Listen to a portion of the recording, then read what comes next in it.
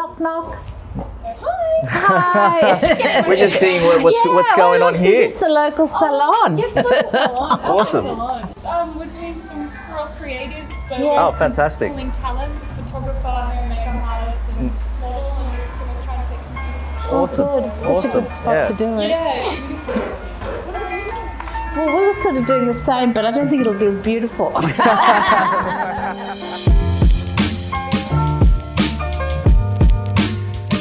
All right, Shelley, where have you taken us? Well, this is the magical Reservoir Gardens below ground Yeah. in Paddington. This is all original content of the reservoir tanks. I think something around 1870s, established as reservoirs for water for Paddington. Before that, I think they were just using local pumps and people were carrying water.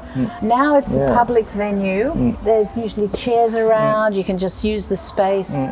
That eastern chamber is really magical, but that's opened on particular occasions. Right. Like when head-on photographic exhibitions are on, they're in there, or people can hire it and have a function in there. And this is just off Oxford Street. You know, you and wouldn't it's even quiet. you'd miss it. Yeah. Yeah, if you weren't paying attention. You would. You would indeed. So it's a great work, and it's a great gift to the suburb and to Sydney. And we should have more of this. We so absolutely it's sort of archaeology and urbanism and modern design. So what the architects did was sort of retain the most critical heritage aspects and then created this wonderful garden. So they peeled back all the crap that had been sort of built in and over these extraordinary structures and sort of sensitively, made balustrades. I think they probably put that whole concrete capping on top of the arches, which is so elegantly done, made these walkways. Okay, Shelley, so thank you so much for taking us to this amazing hidden gem in Paddington. As I mentioned earlier, I think if you didn't know what you were looking for, you'd miss it. Few gems below ground level. Right. And hopefully we can explore some more of them. So on to the next spot. Now, where are we, Shelley? We are outside a house that Indyk Architects designed in 2004. Fantastic. And you're going to give us And a it's tour, a favourite. right?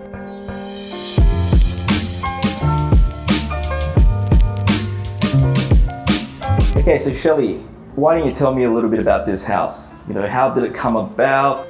So we met up with our clients here, and there was a house with many layers, and it had been changed over time. So it had very little heritage context in it, but the facade was important to the street. So we decided that it had the most beautiful northern aspect. And we had glimpses of this park, but not clearly. Our clients were happy to demolish and rebuild, and just keep the facade and the party walls.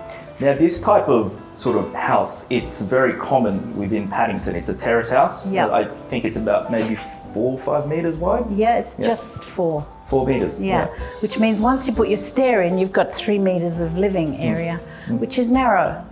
But it works really well when you utilise as much as you can of the space. Right. I think the magic of this site is that A, it faces north, and B, because of the landscape here on Sutherland Street and the land drops away to a valley, and you've got Trumper Park, you can basically borrow that park as if it's in your garden. And so what it allowed us to do was give people in this, it's a small 3 metre wide section here, a feeling of spaciousness. Absolutely. It doesn't feel like 3 metres, I can tell you that. No. And then in order to really make that work, we had to get the joinery of the doors and everything away.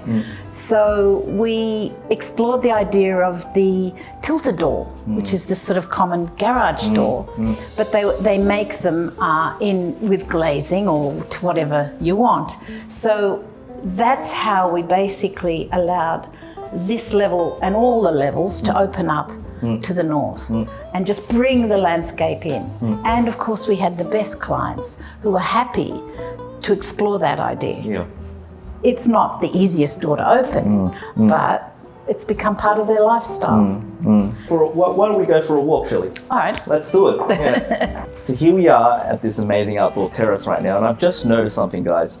So Shelley, you've got the piping that comes down here, which sort of goes into a channel. Yeah. What What's is going this for? on? Yeah, absolutely. Okay, so a challenge in this situation is that you had all the existing terraces. Yeah. We slipped this bit of modern new architecture in. Yeah. But we had all these downpipes and water flowing from the top. So we thought, okay, one way to do it is, well, you couldn't do it like that anymore because we don't have that roof. And then we thought, well, we want to actually retain the water and create something special. And then when it overflows, it can then go down and out because this is a very steep site. So what we did was, this is in fact a horizontal gutter. So the downpipe empties into this, and on the top level there's another one. Empties into this, comes down, flows into this lovely little pond that our client has goldfish in and plant life and can enjoy. And then when it overflows, if it overflows with more surplus rain, it is then another downpipe system recessed into the wall and then goes down to the lower courtyard to the garden there. So it was a device, slow things down and use them for beauty.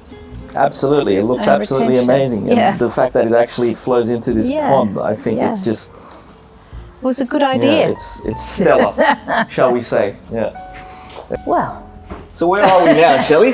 we're in the kitchen, Jason. Right. But you're also sort of in the entry. So this is the... you enter, but if at our level, you can't see into the working part of the kitchen. So that's why this wall here was at this height. You can see someone here, but you can't see the workings of it until you come around.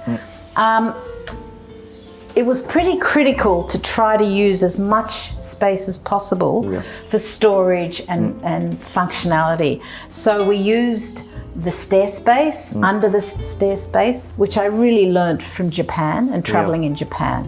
They would put joinery, beautiful joinery under their little timber stairs. So we decided to put the kitchen in here and it seemed to work very efficiently.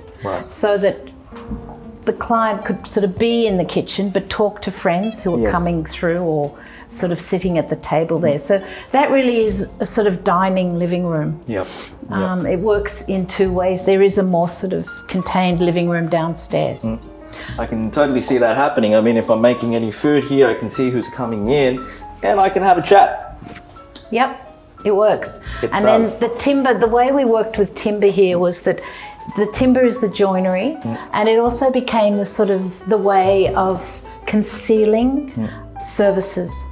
And we thought that was quite a nice device. So there are different elements in here that are actually working within the timber boxes to take, the sewage from bathrooms above, to feed in your electric cabling for the lights. Keeps it very neat and clean, all the other surfaces. Fantastic. So these are, this is basically on the other side of this is the banquette? That's right. So this was a way of creating a balustrade. A banquette and a little bit of privacy, just a little bit of definition. You're more on the level of the sort of garden courtyard below. And again, we've utilised the stair space as a desk space. This is a bathroom and another room, second room. So this house only has 2 bedrooms. In a traditional terrace house, what would we be expecting for the structure? Well, it's masonry walls. Masonry walls supporting timber floors, usually, in the old days. And so you get a lot more masonry, smaller openings, and less continuous space. Okay.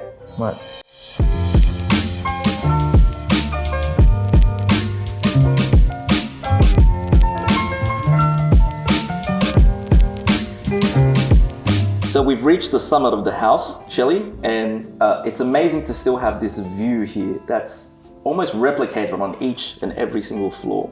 I think, the beauty of this house And the experience of this house all came about through the relationship and trust with the client. And some great ideas on our behalf, of course, but because it was challenging, very small site, you know, the whole inner city density issue when you're building. It was a really enjoyable process. It's great. Well, I think it's fair to say it definitely shows. Thank you. I think it's probably fair to say that you did a brilliant job here, and it's been an absolute pleasure for you to take us through this journey. Yeah, so thank you very much, Shelley. Yeah, and hopefully we can get you on some more of these tours. Hope so.